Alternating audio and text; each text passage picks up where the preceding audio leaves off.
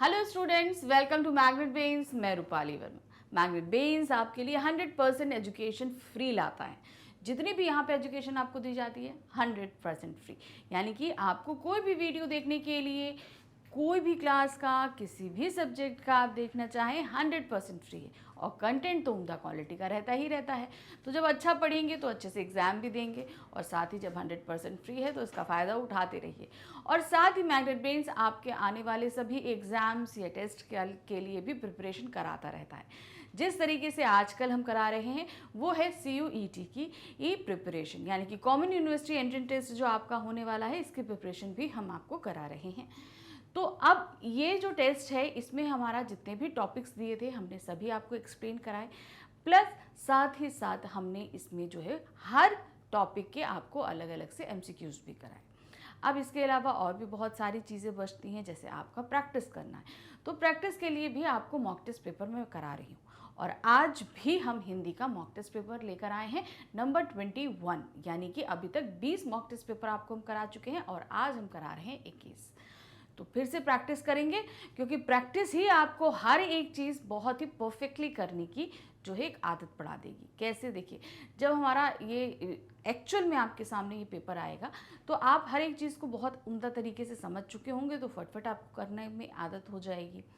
साथ ही आपका जो गद्यांश या पद्यांश आते हैं तो उनको भी आप बहुत ही आसानी से समझ लेंगे एक ही बार पढ़ के।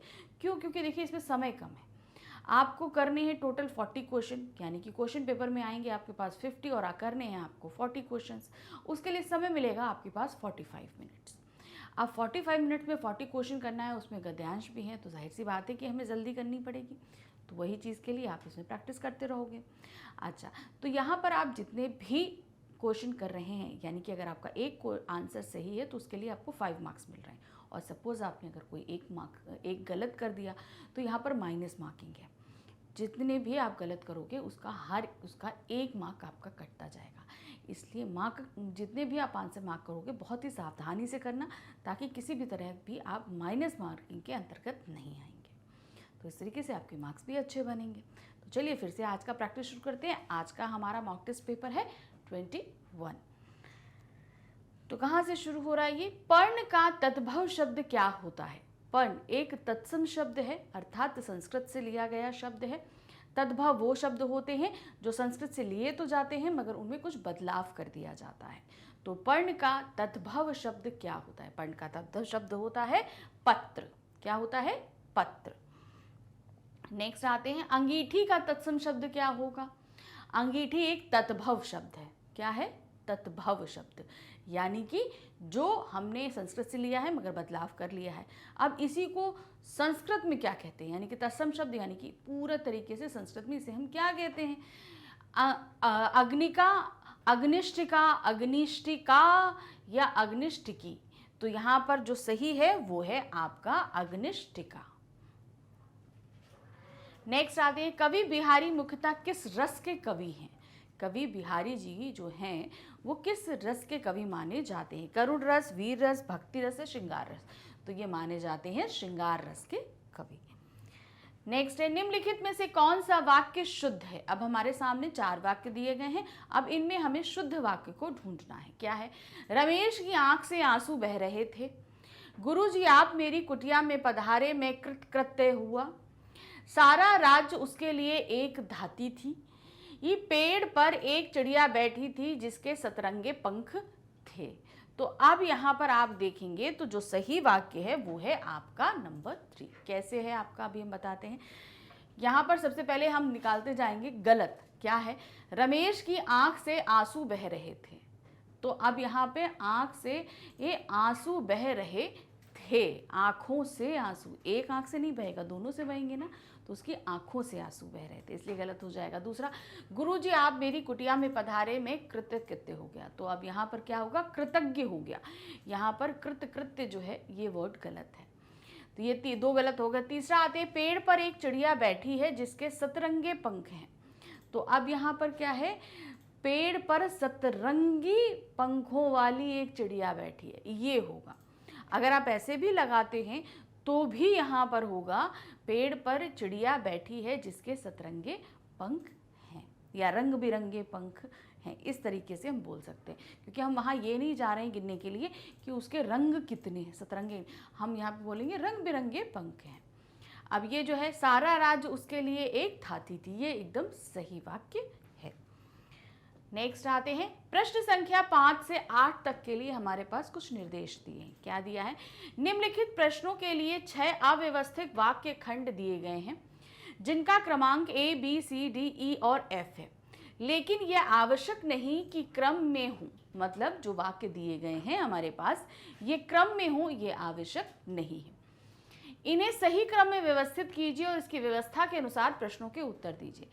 तो अब हमारे पास क्या है, नीचे कितने हमारे पास दिए हैं? 6 वाक्य दिए हैं। तो सबसे पहले हमें जो करना है वो उन 6 वाक्यों को सही क्रम में लेकर आना है, यानी कि इनके क्रम को डिसाइड करना है। फिर उसके बाद हमसे प्रश्न संख्या 5 से 8 तक जो है कुछ प्रश्न पूछे जाएंगे, उसी के हिसाब से हमें प्रश्नों के उत्तर देने हैं। तो अव्यवस्थित करने के लिए सबसे पहले हमें क्या करना पड़ेगा? हमें इन प्रश्नों को पढ़ना पड़ेगा। मतलब जितने भी अव्यवस्थित वाक्य हैं इन्हें हमें पढ़ना पड़ेगा। तो पहले हम पढ़ते हैं और फिर व्यवस्थित करेंगे। क्या दिया है? यदि उस देश की सरकार नागरिक बना लेती है तो ऐसा नागरिक राज्यकृत नागरिक कहलाएगा। दूसरा है, यदि कोई व्यक्ति किसी दूसरे देश में जा बसे और वहां की नागरिकता प्राप्त करना चाहे तो वह ऐसा कर सकता है। भारत के अनेक लोग दक्षिण अफ्रीका और श्रीलंका भी गए हुए हैं। ठीक है, अब नेक्स्ट आते हैं। इसके लिए उसे अपने देश की नागरिकता का त्याग करना पड़ेगा तथा उस देश की सरकार से प्रार्थना करनी पड़ेगी कि उसे नागरिक बना लिया जाए। नेक्स्ट है, किंतु कई पीढ़ियां बीतने के बाद भी वहां की सरकारें उन्हें अपने देश का नागरिक नहीं बना रही हैं। नेक्स्ट है, जैसे बहुत से भारतीय कनाडा गए हुए हैं और वहां प्रार्थना पत्र देकर कनाडा के राजकृत नागरिक बन गए हैं। तो ये रहे हमारे पास टोटल कितने? 6 वाक्य। अब इन्हें हमें व्यवस्थित करना है। व्यवस्थित करना शुरू करेंगे तो सबसे पहला जो हमारे पास में वाक्य आ रहा है वो यह क्या है? यदि कोई व्यक्ति किसी दूसरे देश में जा बसे और वहां की नागरिकता प्राप्त करना चाहे तो वह ऐसा कर सकता है। तो हमारा पहला वाक्य क्या है? बी। अब हम यहां पे लिखते चलेंगे। तो क्या है? करना चाहे तो ऐसा कर सकता है। नेक्स्ट आएगा, इसके लिए उसे अपने देश की नागरिकता का त्याग करना पड़ेगा तथा उस देश की सरकार से प्रार्थना करनी पड़ेगी कि उसे नागरिक बना लिया जाए। तो ये हो गया डी। ठीक है, बना लिया जाए। फिर उसके बाद नेक्स्ट हमारा आएगा क्या है? यदि उस देश की सरकार नागरिक बना लेती है तो ऐसा नागरिक राज्यकृत नागरिक कहलाएगा। तो ये हो गया हमारा नेक्स्ट। ठीक है, राज्यकृत नागरिक कहलाएगा। अब इसके बाद में जो आता है वो हमारा क्या है? जैसे बहुत से भारतीय कनाडा गए हुए हैं और वहां प्रार्थना पत्र देकर कनाडा के राजकृत नागरिक बन गए हैं। तो ये हो गया एफ। ये देखिए हम ऑर्डर डिसाइड करते हुए चल रहे हैं क्योंकि हमें पहले ऑर्डर करना है। फिर उसके बाद एफ के बाद हमारा आएगा नेक्स्ट जो है वो है, भारत के अनेक लोग दक्षिण अफ्रीका और श्रीलंका भी गए हुए हैं। ये हो गया हमारा सी। फिर इसके बाद नेक्स्ट हमारा क्या बच रहा है? ई। किंतु कई पीढ़ियां बीतने के बाद भी वहां की सरकारें उन्हें अपने देश का नागरिक नहीं बना रही हैं। तो ये हो गया ऑर्डर। तो ये हमारा ऑर्डर हमने निकाल लिया पूरा, B D A F C E. तो अब इनको हम पूरे सेंटेंस को अब आपको एक बार में पढ़ के बताएंगे ताकि आपको समझ में आ जाए कि किस तरीके से ये बना है। क्योंकि जब भी आपके पास अरेंज्ड सेंटेंस आएंगे ये देखना है कि जो भी हम सेंटेंस बनाएंगे उसका अर्थ सही निकलना चाहिए, जो चीज़ समझाई जा रही है। अभी तक तो सेंटेंस बनाया जा रहा था, यहाँ तो एक तरीके से हमने एक अनुच्छेद तैयार कर दिया है। तो ध्यान रखिए जहाँ कहीं भी आएगा जो भी चीज़ें सीक्वेंस के साथ हम शुरू करेंगे। तो यहाँ पर सबसे पहला जो हमारा सेंटेंस आया था वो हमारा क्या था? बी। यदि कोई व्यक्ति किसी दूसरे देश में जा बसे और वहां की नागरिकता प्राप्त करना चाहे तो वो ऐसा कर सकता है। इसके लिए उसे अपने देश की नागरिकता का त्याग करना पड़ेगा तथा उस देश की सरकार से प्रार्थना करनी पड़ेगी कि उसे नागरिक बना लिया जाए। यदि उस देश की सरकार नागरिक बना लेती है तो ऐसा नागरिक राजकृत नागरिक कहलाएगा। जैसे बहुत से भारतीय कनाडा गए हुए हैं और वहां प्रार्थना पत्र देकर कनाडा के राजकृत नागरिक बन गए हैं।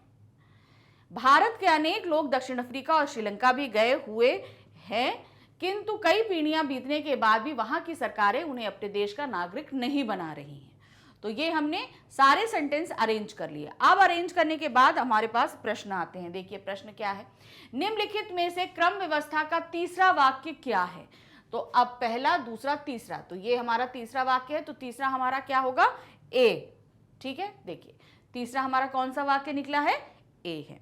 नेक्स्ट क्वेश्चन आते हैं। नेक्स्ट क्वेश्चन क्या है, निम्नलिखित में से क्रम व्यवस्था का दूसरा वाक्य कौन सा है। तो दूसरा हमारा कौन सा निकल रहा है, डी वाक्य है। तो बी डी ए सी, तो कौन सा निकला, डी है हमारा वाक्य, ये देखिए। फिर नेक्स्ट आते हैं, निम्नलिखित में से क्रम व्यवस्था का चौथा वाक्य कौन सा है। चौथा वाक्य हमारा क्या है, एफ है। चौथा कौन सा है, एफ, तो ये आएगा गा। देखते हैं सही है, बिल्कुल सही आ रहा है। नेक्स्ट आते हैं, निम्नलिखित में क्रम व्यवस्था का पांचवा वाक्य कौन सा है। तो पांचवा हमारा कौन सा है, सी, बी एफ एफ सी, तो सही कौन सा है हमारा, घा, सी हमारा एकदम सही है। तो ये हमारे हो गए पूरे क्वेश्चन, जहां अभी हमने इसे अरेंज। तो अरेंज द सेंटेंस में हमेशा आपको सही अरेंज करना है और सही ही आंसर आपको देने हैं। चलिए नेक्स्ट आते हैं अब हम क्वेश्चन नंबर 9 से। तो हमारा ये साधारण जो है वाक्य जितना भी व्याकरण है उस पर आधारित है। किस शब्द में एक प्रत्यय का प्रयोग नहीं किया जा सकता है। अब आपको बताना है किसमें हम प्रयोग नहीं कर सकते हैं। तो अब आप यहाँ पर देख रहे हो प्रकृति, तो यहाँ पर क्या हो जाएगा, प्राकृतिक। अब यहाँ पर हम देख रहे हैं प्राकृतिक, तो ये लग गया ना एक प्रत्यय, यहाँ पे एक प्रत्यय लगा ना। फिर आते हैं ज्ञानिक, कुछ नहीं होता, तो ये एक ऐसा वर्ड है जिसमें एक प्रत्यय नहीं लगेगा। अब इसमें आ रहा है वास्तविक, ये क्या आएगा, वास्तविक, तो देखिए इसमें भी एक लग गया। फिर क्या है, बुद्धि, बुद्धि का क्या होगा, बौद्धिक, इसमें भी एक प्रत्यय लग गया। तो जिसमें नहीं लगा वो हमारा कौन सा है, ज्ञान, ज्ञान में हम नहीं लगा सकते हैं एक प्रत्यय को। नेक्स्ट आते हैं, जब बच्चे को प्रकृति से दूर रखा जाता है, वाक्य में रेखांकित अंश में कौन सा कारक है। तो अब यहां पर आप देख रहे हो बच्चे को रेखांकित है, तो को कौन सा कारक होता है, कर्ता ने कर्म को, तो को कौन सा कारक हुआ, कर्म कारक, तो कर्ता कारक, संप्रदान कारक, कर्म कारक, तो गा हमारा सही होगा, वो है बच्चे को। निम्न में से पुल्लिंग बताइए, क्या पुल्लिंग है, गेहूं, सरसों, सारस या मूंग। तो यहां पर जो पुल्लिंग शब्द है वह है सारस। नेक्स्ट है, समरूपी शब्द ऋत और ऋतु का सही अर्थ स्पष्ट कीजिए। ऋत और ऋतु, तो यहां पर जो सत्य है वो क्या है, दूसरा वाला, ऋत मतलब सत्य, ऋतु मतलब मौसम, सही होगा। ये देखिए ऋत मतलब होता है सत्य, ऋतु मतलब होता है मौसम, एकदम सही। नेक्स्ट आते हैं, निम्नलिखित वाक्यों में शुद्ध वाक्य है। अब इसमें जो हमें देखना है शुद्ध वाक्य कौन सा, मेरे घर में केवल मात्र एक चारपाई है, मेरे घर में केवल एक चारपाई है, मेरे घर में मात्र केवल एक चारपाई है, मेरे घर में चारपाई केवल एक है। तो यहाँ पर जब हम एक के लिए लगा रहे हैं तो मात्र शब्द नहीं लगाएंगे। तो यहाँ पर जो सही वाक्य आ रहा है वो है, मेरे घर में केवल एक चारपाई है, यानी कि दूसरा वाला वाक्य हमारा एकदम शुद्ध है। नेक्स्ट आते हैं, सम्मुख का विलोम क्या होगा। सम्मुख मतलब सामने, उन्मुख, विमुख, अधिमुख या प्रमुख। तो सम्मुख का क्या होगा, विमुख। जो पहले कभी ना हुआ हो, जो चीज पहले कभी ना हुई हो, अद्भुत, अभूतपूर्व, अपूर्व, अनुपम। तो जो पहले ना हुआ हो क्या होता है, वो अभूतपूर्व। नेक्स्ट है, उसने कहा कि मैं घर जाऊंगा। ये किस तरीके का वाक्य है, सरल वाक्य, मिश्र वाक्य, संयुक्त वाक्य या प्रश्नवाचक वाक्य। तो अब यहाँ आप देख रहे हो दो वाक्य दिए हैं, तो ये जाहिर सी बात है संयुक्त है या मिश्र वाक्य है। अब उसमें कौन सा निकालेंगे, तो उसने कहा, उसने कहा, उसने कहा, ये हमारा पहला वाक्य है। तो इस वाक्य को पढ़ने के बाद हमें क्या लग रहा है कि ये अभी अधूरा है, इसमें कोई ऐसी चीज है जिसको अभी पूरा करना है, हमें इसमें अपूर्णता का एहसास हो रहा है। जैसे हमने बोला उसने कहा, तो अब हमें कहने के बाद क्या, उसने कुछ तो कहा, आगे हमने बोला नहीं। तो जहां पर पहला सेंटेंस अपूर्णता के साथ हो और पूर्णता हमेशा दूसरे सेंटेंस को पढ़ने के बाद ही हमें महसूस हो, तो वहां हमेशा क्या होता है, मिश्र वाक्य होता है। क्यों? क्योंकि यहां पर आप देख रहे हो जो की शब्द दिया है, कि ये हमारा क्या है, व्याधिकरण अव्यय है। ये क्या करता है, डिपेंड करता है, एक वाक्य को दूसरे पर डिपेंड करता है। संयुक्त वाक्य में समुच्चयबोधक अव्यय लगता है, जबकि मिश्र वाक्य में व्याधिकरण अव्यय लगता है।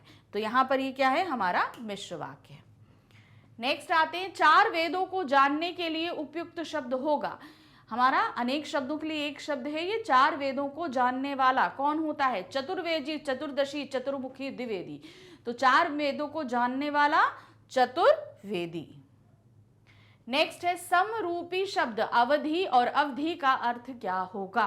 तो यहां पर अवधि, अवधि मतलब होता है समय, और अवधि मतलब होता है एक भाषा।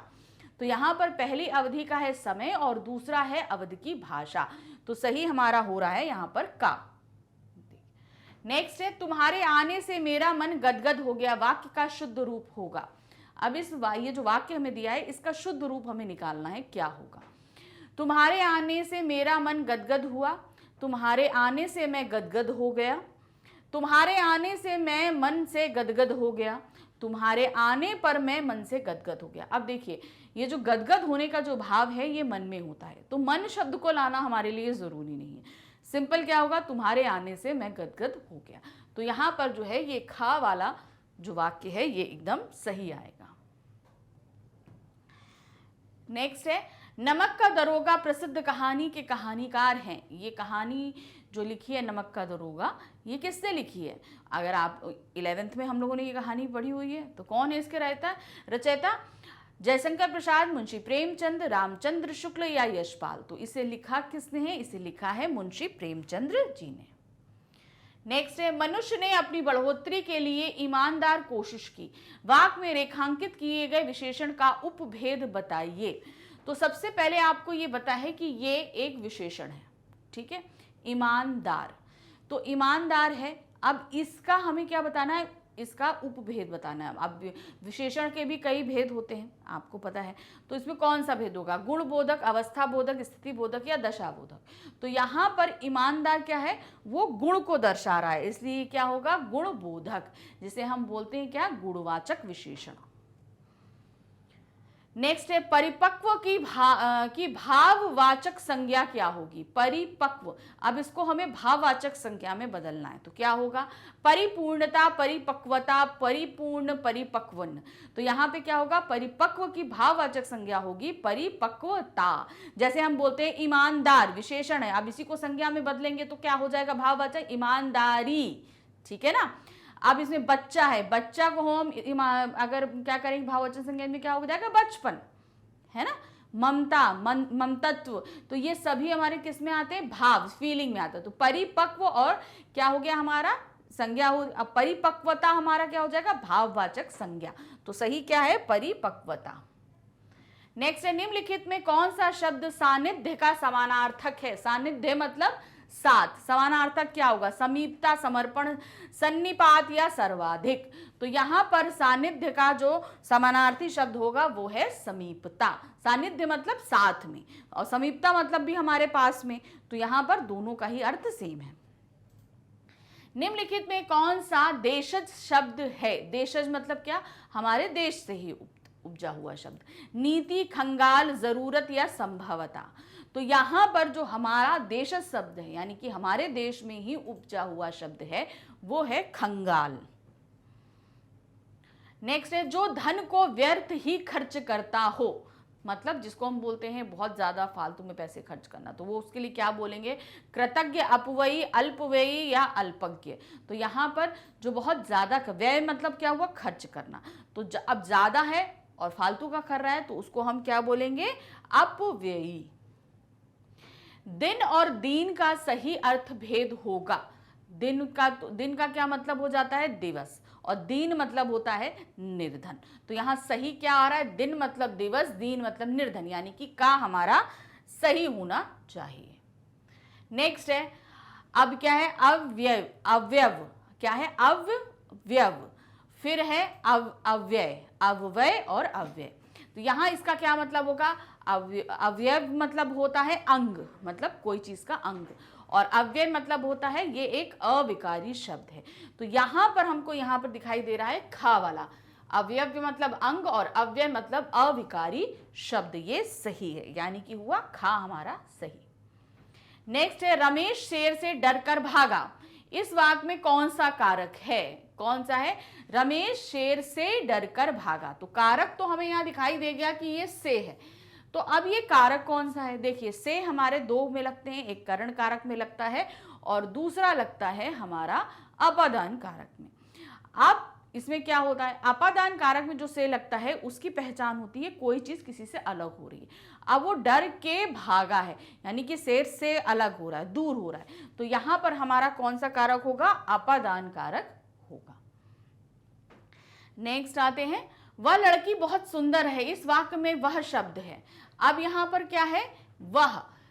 अब देखिए ध्यान से, ये एक अगर सर्वनाम शब्द है, हम सभी जानते हैं ये एक सर्वनाम शब्द है, लेकिन लड़की हमारा संज्ञा शब्द है। पहला नियम, संज्ञा और सर्वनाम शब्द कभी साथ नहीं आते हैं, कभी साथ नहीं आएंगे। अब चूंकि यहां पर हैं तो जाहिर सी बात है फिर वो आपका सर्वनाम नहीं है। भाई संज्ञा तो अपनी जगह, लड़की तो अपनी जगह संज्ञा रहेगी रहेगी, लेकिन जो सर्वनाम शब्द उसके साथ लगा है वो अब सर्वनाम नहीं होकर विशेषण हो जाएगा, वो लड़की की विशेषता बताएगा, क्या बताएगा, वह। तो यहां पर वो विशेषण हो गया। अब चूंकि ये सर्वनाम शब्द था और इसे हम विशेषण के रूप में ले रहे हैं, तो ये कौन सा होगा, सार्वनामिक विशेषण। क्या होगा, सार्वनामिक विशेषण। सर्वनाम शब्द को हमने विशेषण में लिया है, इसलिए ये क्या कहलाएगा, सार्वनामिक विशेषण। ठीक है, समझ में आ गया ना। पहला नियम, संज्ञा और सर्वनाम शब्द कभी साथ नहीं आते, और अगर आते हैं तो वो सर्वनाम शब्द हमेशा विशेषण में बदल जाएगा और वो हो जाएगा सार्वनामिक विशेषण।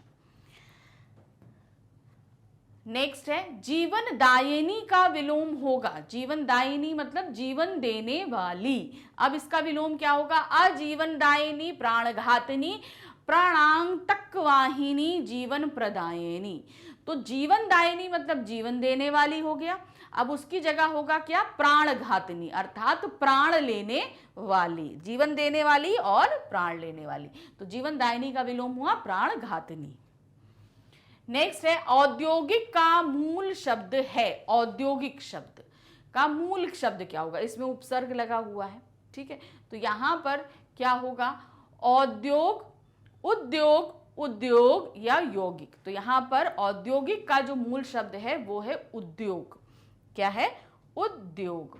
उद्योग प्लस एक क्या होगा, उद्योग, औद्योगिक। यहां पे उद्योग और प्लस आ जाएगा एक, ये करके बनता है हमारा औद्योगिक। ठीक है, ये हमारा क्या बनता है, औद्योगिक। Okay, clear. तो औद्योगिक का हमारा मूल शब्द है उद्योग। नेक्स्ट आते हैं, जिसका कोई अंत ना हो उसे कहते हैं। जिसका कोई अंत ना हो, अनंत, आनंद, अखंड, असीम। तो जिसका अंत ना हो वो क्या हुआ, अनंत। नेक्स्ट है आपका, ग्रहिता शब्द का विलोम होगा। ग्रहिता मतलब ग्रहण करने वाली, क्या होगा, ग्रहण, दाता, छीनना, भूचर। तो यहां पर ग्रहिता का जो शब्द होगा वो है आपका दाता, यानी कि ग्रहण करने वाला और देने वाला, दाता। सार का अनेकार्थक शब्द होगा। अब ये सार शब्द को हम कई शब्दों में इस्तेमाल करते हैं। इसके अनेकार्थक क्या क्या होंगे, तत्व, निष्कर्ष, लाभ या हानि। तो यहां पर क्या इन्होंने पूछा, सार का अनेकार्थक नहीं है। तो यहां पर सबसे पहले हमें समझना होगा सार का क्या अनेकार्थक है। तो सार का तत्व भी होता है, निष्कर्ष भी होता है, लाभ भी होता है। तो जो नहीं है वो है आपका हानि, ये सार का अनेकार्थक नहीं होता है। नेक्स्ट है, जिसके सिर पर चंद्रमा हो। चंद्रमा, उसे क्या बोलते हैं, चंद्रधारण, चंद्रमोहन, चंद्रशेखर, चंद्रकांता। तो यहां पर जिसके सर पे चंद्रमा हो उसे कहते हैं चंद्रशेखर। नेक्स्ट है दिन रात एक करने का अर्थ क्या है। ये हमारा एक मुहावरा है, दिन रात एक करना। तो इस मुहावरे का अर्थ क्या होता है? कठिन परिश्रम करना, बहुत सोना, जगे रहना या चिंता करना। तो दिन रात एक करने का मुहावरे का अर्थ होगा बहुत कठिन परिश्रम करना। नेक्स्ट है भरत मुनि के अनुसार रसों की संख्या होती है। भरत मुनि के अनुसार, भरत मुनि ने अपने नाट्य शास्त्र में जो रसों को प्रतिपादित किया है उसमें रसों की संख्या है 8। कितनी संख्या बताई गई है? 8 बताई गई। अभी हम लोग वर्तमान समय में रसों की संख्या 11 पढ़ते हैं, लेकिन सबसे पहले जो रसों के बारे में हमें ज्ञान हुआ था वो था भरत मुनि के नाट्य शास्त्र, और उसमें सिर्फ 8 रसों का ही उल्लेख किया गया है।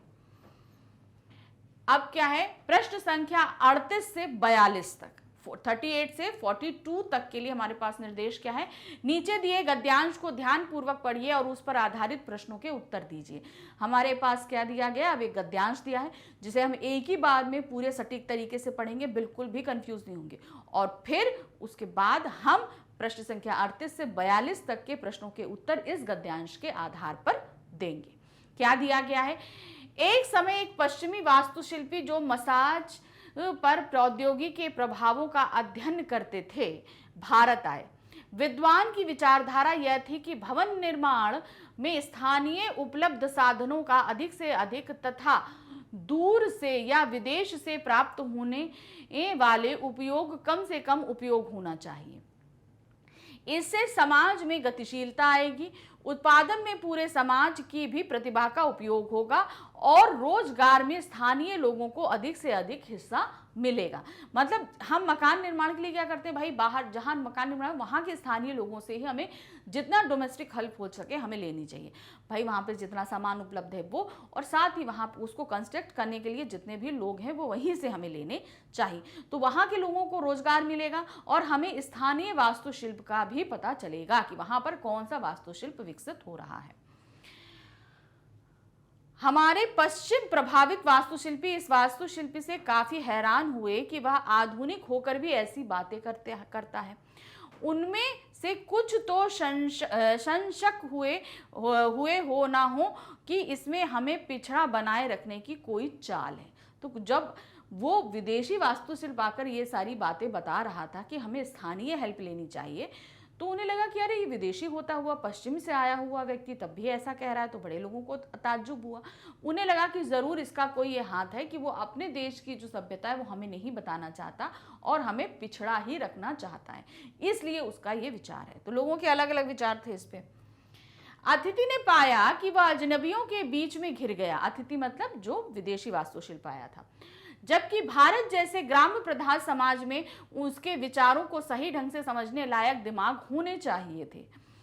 परंतु वास्तविकता यह थी कि दोनों के मन में आधुनिकता की अवधारणा को लेकर अंतर तथ्य एक मान्यता थी कि प्रौद्योगिकी का आविष्कार जिस समाज में होता है वहां की न्याय एवं समता की आवश्यकता उस आविष्कार के प्रतिबिंब होती है, और प्रौद्योगिकी मनुष्य को कितना स्वतंत्र छोड़ते हैं वह उन सामाजिक मान्यताओं पर निर्भर करता है जिनसे हम प्रौद्योगिकी का आविष्कार एवं चुनाव करते हैं। हमारे लोग ये मानते हैं कि जो पश्चिम में हो चुका है उसकी नकल ही आधुनिकता है। तो कहने का मतलब है जब वो विदेशी वास्तुशिल्प हमारे यहाँ आया तो उसे बड़ा ताज्जुब हुआ कि हम जब यहाँ पर आकर यहीं के लोगों के डेवलपमेंट की बात कर रहे हैं तो कोई मेरी बात को क्यों नहीं समझ रहा है। वो इसलिए हो रहा था क्योंकि हमारे यहाँ ये मान्यता है कि जब हम पश्चिम की नकल करेंगे बाहर की तो क्या होगा, वही आधुनिकता होगी, इसके सिवा और कोई चीज आधुनिकता नहीं हो सकती है। जहां तक स्थानीय साधनों से भवन निर्माण का जो है वे या तो गंदी बस्तियों की कल्पना कर पाता था, ये था शहरों में उच्छेदित लोहा लंगड़ गांव में बचे कुचे खरपतवार मिलाकर झोपड़ियां बनती हैं, या फिर उन आलिशान महलों की जहां हस्तशिल्प से सुंदर नमूने व स्वाधीन आवश्यकता और उपयोग और शिल्पी के रोजगार से भी संदर्भहीन करके सजाया जाता है। तो इस तरीके से लोकल डेवलपमेंट करके जो भवन निर्माण किया जाता था वो बताया गया। अब ये जो भी हमने गद्यांश पढ़ा इस पे आधारित हमारे पास प्रश्न है। अब इन प्रश्नों को हम ध्यान से देखेंगे। क्या दिया है? निम्नलिखित में कौन सा कथन आधुनिकता की अवधारणा के अंतर को भारतीय धारणा से स्पष्ट करता है? यानी कि क्या है, आधुनिक अवधारणा के अंतर को भारतीय धारणा से स्पष्ट कर रहा है। क्या दिया है? आधुनिक साजो सामान ने देश की उन्नति संभव है, पश्चिम की नकल ही आधुनिकता है, स्थानीय साधनों का प्रयोग पिछड़ापन है, प्रौद्योगिकी के आविष्कार में सामाजिक न्याय एवं समता की आवश्यकता झलकती है। तो सही इसमें क्या था, स्थानीय साधनों का प्रयोग पिछड़ापन है, क्योंकि आधुनिकता में जो बाहर का आया था उसने क्या बोला था कि जो है हमें यहाँ के लोग, यहाँ का जो जितना भी प्रचुर मात्रा में साजो सामान और यहाँ की जो हेल्प है वो लेकर काम करना चाहिए।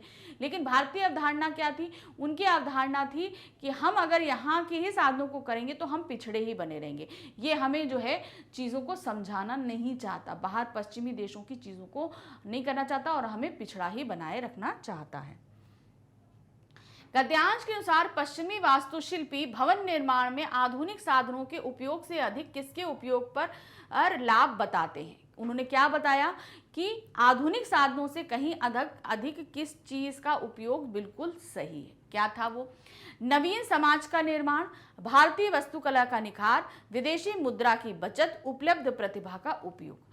तो उन्होंने जो बताया वो था उपलब्ध प्रतिभा का प्रयोग, यानी कि स्थानीय लेवल पे जो प्रतिभा हमारे सामने उपलब्ध है उसका प्रयोग ही जो है वो हमें ज्यादा लाभान्वित करेगा। गद्यांश के अनुसार समाज में गतिशीलता आएगी से क्या तात्पर्य है। अब इसका क्या मतलब है, समाज में शीघ्र परिवर्तन होंगे, समाज का शीघ्र विकास होगा, समाज में विदेशी साधनों का उपयोग होगा, समाज की प्रतिभा का अधिक से अधिक एवं उसकी हिस्सेदारी होगी।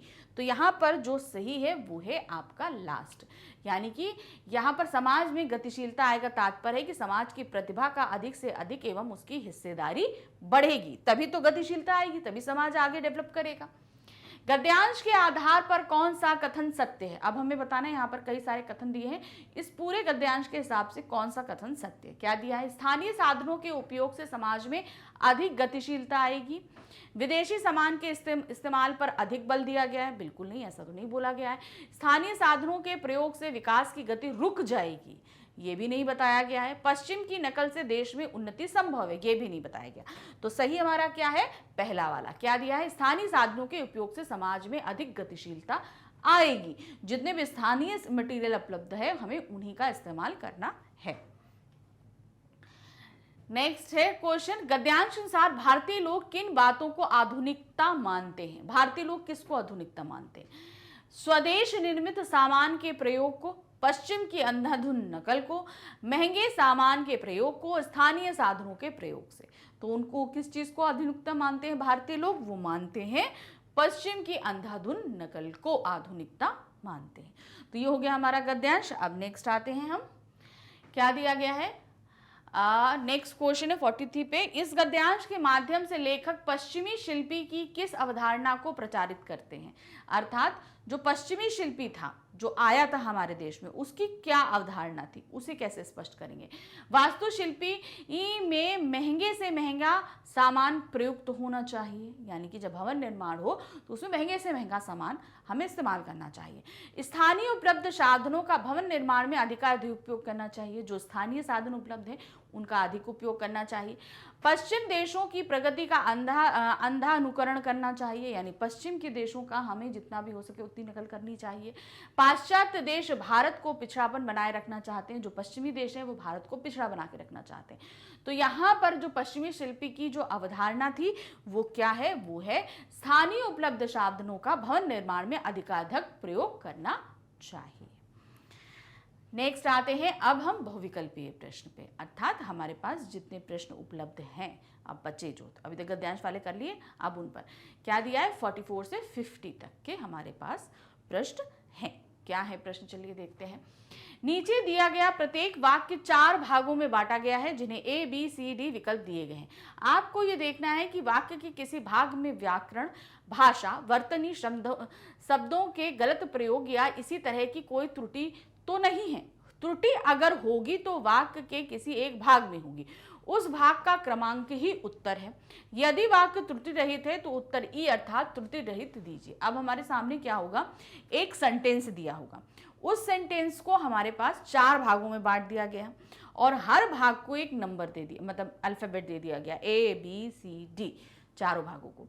अब क्या है, अब उसमें कहीं ना कहीं कोई गलती होगी, तो हमें वही गलती खोजनी है और वही हमारा आंसर बन जाएगा कि इसमें ये गलती है। और मान लीजिए पूरे वाक्य में अगर कहीं गलती नहीं है, तब क्या होगा, तब हम ऑप्शन ई को चूज करेंगे जहां पर लिखा होगा त्रुटि रहित, अर्थात इसमें कोई भी मिस्टेक नहीं है। इसको कैसे करना है चलिए देखते हैं। अपनी माँ के डांटने पर भी वह इतनी रोती है कि हम सब तंग हो जाते हैं, त्रुटि रहित। तो अब देखिए यहाँ पर सेंटेंस क्या है, अपनी माँ के ए बी सी डी। तो एक सेंटेंस को 4 भागों में बांट दिया और ई सेंटेंस जो है ये हमारा ई है, इसका क्या है, ये त्रुटि रहित है। ठीक है, तो अब इसमें से हमें ढूंढना है कहाँ गलती है। तो गलती जो हुई है वो है हमारे सी सेक्शन में, कहां पर, वह रोती है। तो यहां पर क्या दिया है, अपनी माँ के डांटने पर भी वह इतना रोती है कि हम सब तंग हो जाते हैं। अब यहां पर गलती क्या हुई है, देखिए, अपनी माँ के डांटने पर भी वह बहुत रोती है कि हम सब तंग हो जाते हैं।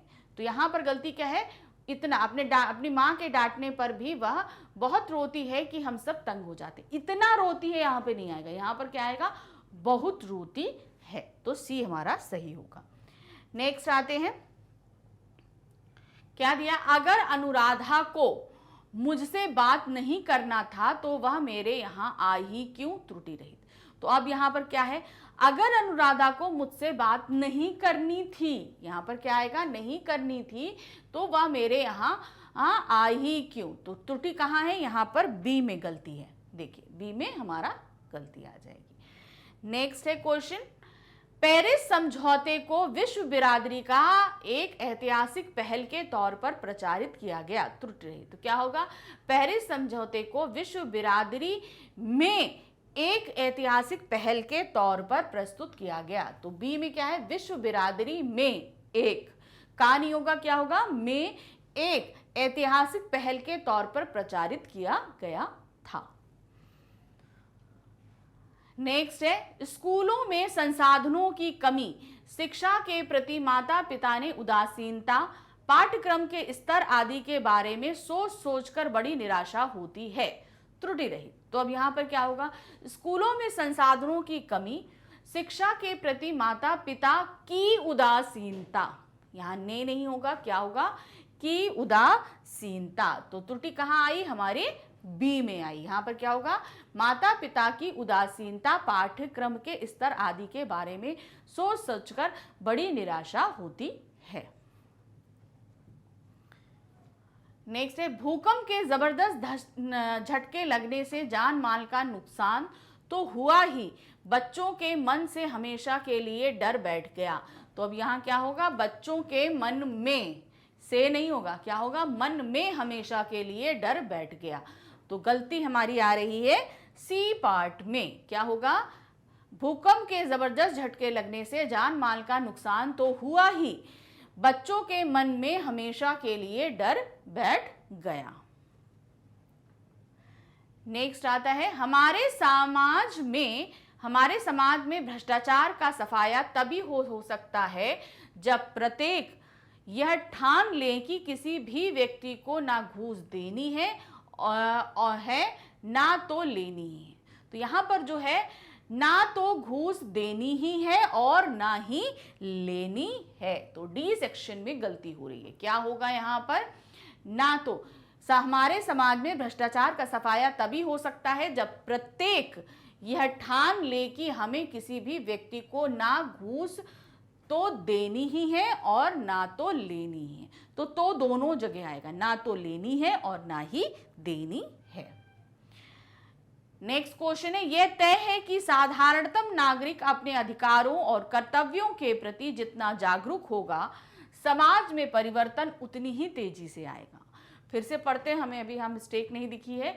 यह तय है कि साधारणतम नागरिक, तो यहाँ आया मिस्टेक आया, साधारणतम नहीं होगा, साधारण नागरिक होगा। क्या होगा, साधारण नागरिक अपने अधिकारों और कर्तव्यों के प्रति जितना जागरूक होगा, समाज में परिवर्तन उतनी ही तेजी से आएगा। तो मिस्टेक कहाँ है, हमारे ए सेक्शन में गलती हो रही है, साधारणतम नहीं होगा, क्या होगा यहाँ पर, साधारण नागरिक, सिंपल। साधारणतम यहाँ पर कोई उपयोगी नई शब्द नहीं आ रहा है। तो ये हो गया हमारा। और इस प्रश्न के साथ हमारा जो है ये प्रश्न पत्र भी यानी मॉक टेस्ट पेपर भी यहाँ समाप्त हुआ। आप सभी को अच्छे से समझ में आ गया आप प्रैक्टिस कैसे करनी है। देखिए एक ही प्रश्न को कितने अलग अलग तरीकों से पूछा जा सकता है, सब सेक्शंस में लेकर आ रही हूँ। प्रैक्टिस करें ताकि जिस भी उसमें पूछा जाए मेथड में आप फटाफट कर लो। तो अब ये जितना भी मैंने आपको कराया ये सब आपको कहाँ मिलेगा, इसके लिए आना होगा आपको हमारे चैनल मैग्नेट ब्रेन्स पे। जब आप यहाँ पर आएंगे तो इस तरह का एक पेज ओपन होगा। पेज में आपको यहाँ पर देखना है CBSE K-12 इंग्लिश। बस इसी में आप थोड़ा सा नीचे आ जाएंगे। जैसे ही आप नीचे आएंगे तो यहाँ पर CUET दिया है, इसे आपको क्लिक करना है। क्लिक करते ही आपके सामने CUT में पढ़ाए जाने वाले सभी सब्जेक्ट्स होंगे। अब सिंपल आपको करना क्या है, आपको जैसे हम यहाँ पर CUT हिंदी पढ़ा रहे हैं, इसे आपको क्लिक करना है वॉच नाउ पे। जैसे आप वॉच नाउ पे क्लिक करेंगे पूरी प्लेलिस्ट आपके सामने होंगी। टॉपिक वाइज एक्सप्लेनेशन है, MCQs हैं, आपके प्रैक्टिस पेपर यानी मॉक टेस्ट पेपर है, सभी कुछ आपके लिए अवेलेबल है। तो जो आपको देखना है बस उसे आपको क्लिक करना है। क्लिक करते ही इस तरीके से वीडियो आपका स्टार्ट हो जाएगा। वीडियो देखिए, अच्छे से प्रैक्टिस करिए, प्रैक्टिस बहुत ज़रूरी है। सारे टॉपिक्स को समझिए और अच्छे से अपना एग्जाम दीजिए। लेकिन साथ ही हमारे चैनल को लाइक, सब्सक्राइब, शेयर ज़रूर कीजिएगा। Thank you for watching, bye bye.